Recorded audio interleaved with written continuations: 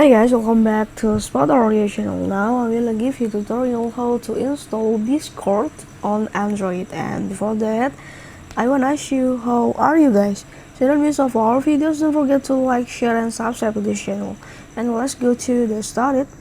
First, we go to the Play Store, and actually the Play Store is automatically installed for your cell phone.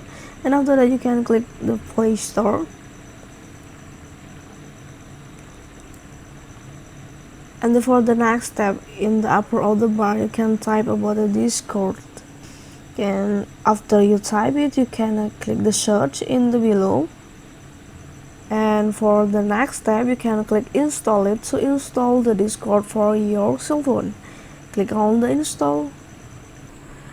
There is have two options for you. The first one is now over any networks, and the second one when Wi-Fi is available. So now I can to connect my Wi-Fi, so I choose the first one, no over any network, and the next step you can click OK. Installing Discord for your cell phone, and now the Discord is installed. Okay, go to the homes. You can see Discord is installed for your cell phone. It's very easy to you. Okay, this is a tutorial how to install Discord on Android. I hope this video is useful for you. Thank you for the attention and bye.